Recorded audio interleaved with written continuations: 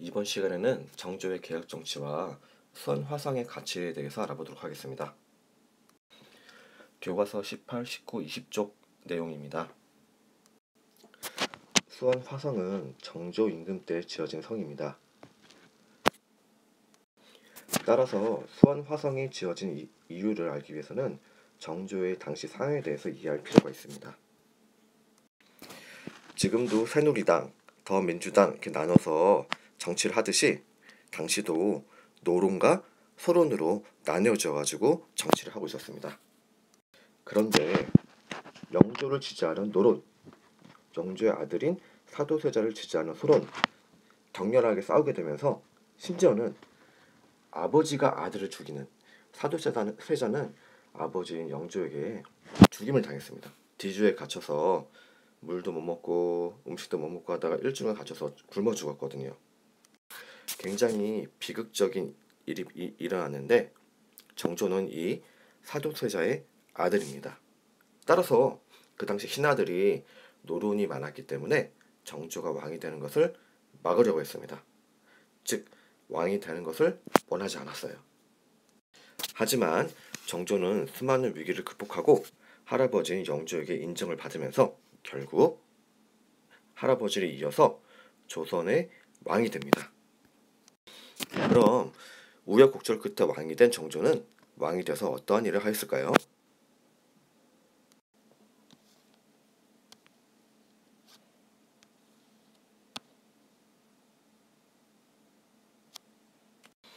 정조는 일단 탕평책을 실시합니다.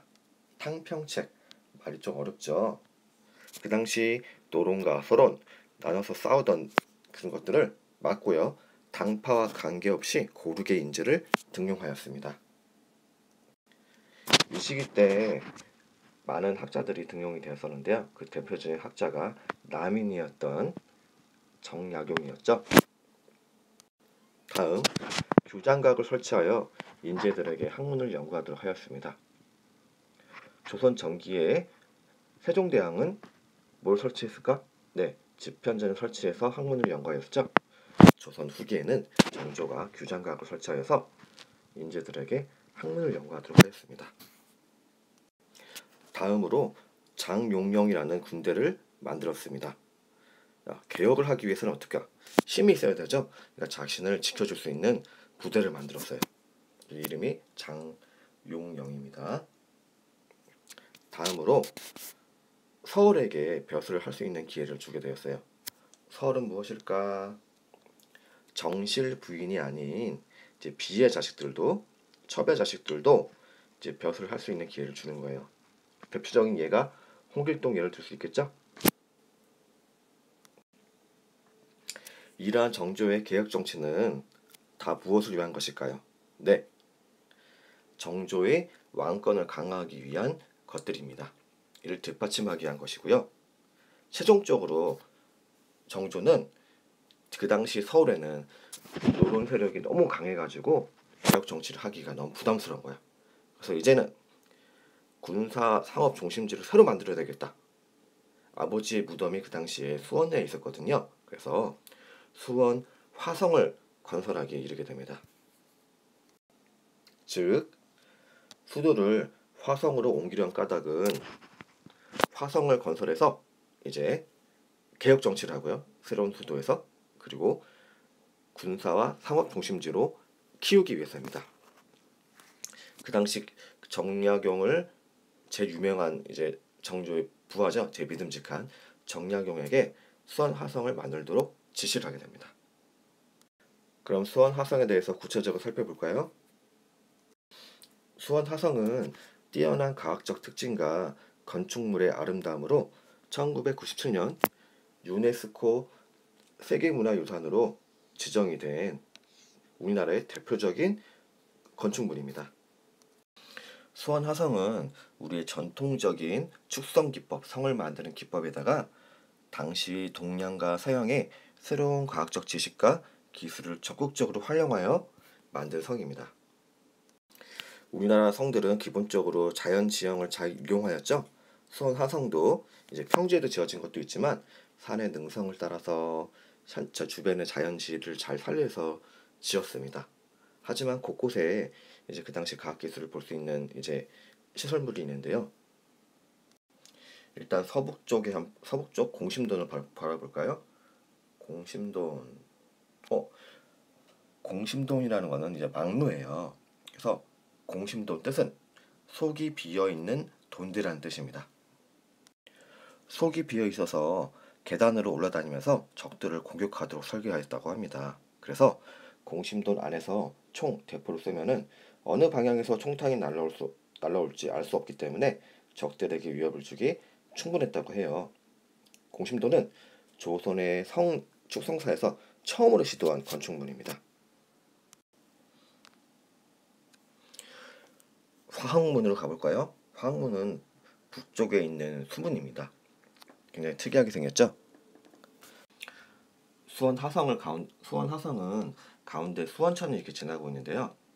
이 수원천 물길이 범람하지 않도록 물길을 조정하는 기능을 가지고 있다고 합니다. 우리나라 대문치고는 굉장히 특이한 구조예요. 물을 조정하는 대문이라. 다음으로 방화수류정을 가보겠습니다. 방화수류정은 주변을 감시하는 전망대인데요. 항상 병사들이 여기 머물고 있었대요. 그래서 여기 가면 여기에는 뭐가 설치되어 있었다? 네, 온돌이 설치되어서 병사들이 따뜻하게 주변을 지킬 수 있도록 설치했다고 합니다. 세심한 배려가 엿보이는 부분이죠. 다음으로 수원의 정문, 수원의 팔달문을 보겠습니다. 팔달문, 우리 제 표지에서 나왔었죠? 제일 앞부분에. 야, 팔달문은 수원의 남쪽 문이에요. 이렇게 반달 모양의 옹성이라고 그러니 옹성, 성에 덧붙여진 성인데 이것을 이런 걸 설치했기 때문에 적군을 사방에서 물리칠 수 있도록 설계되었습니다. 참 특이하게 생겼죠. 수원 화성은 이 외에도 수많은 그 시설들이 많이 있는데요. 이것들은 수업 시간에 좀 더 자세하게 알려드리도록 하겠습니다.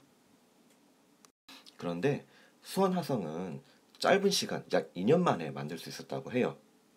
왜 그렇게 짧은 시간에 만들 수 있었을까? 여러 과학기구들을 많이 이용했다고 합니다. 대표적으로 어떤 기구가 사용됐을까? 네, 여러분들 많이 알고 있듯이 이제 거중기라는 이제 기구가 사용되는데요. 거중기란 수원 화성을 설계한 정약용이 고안을 합니다.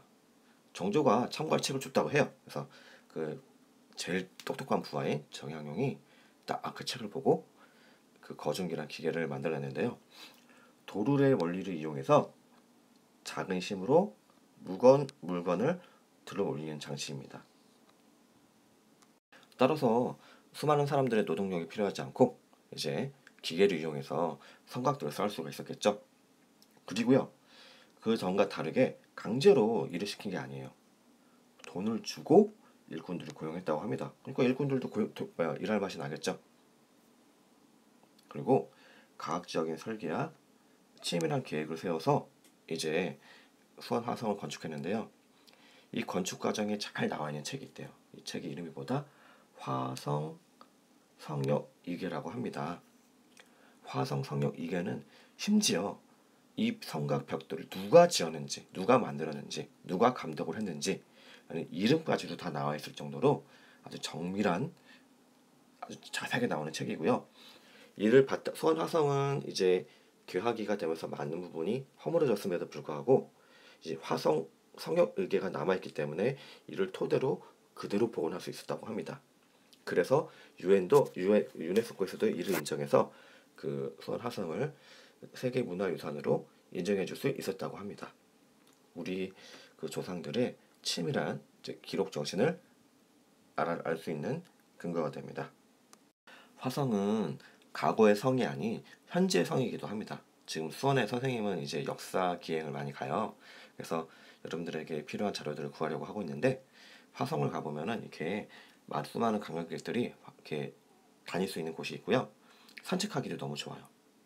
그리고 또 선생님 재밌었던 건 뭐냐면 이건 화성 관람 국궁 체험소가 있어요.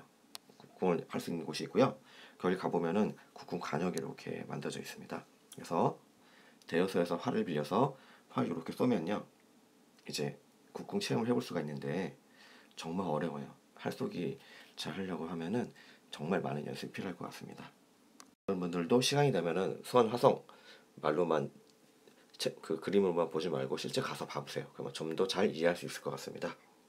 지금까지 정조의 개혁 정치와 그 수원 화성의 가치에 대해서 배워보았습니다. 다음 시간에는 새로운 문물의 수용과 서학에 대해서 알아보도록 하겠습니다.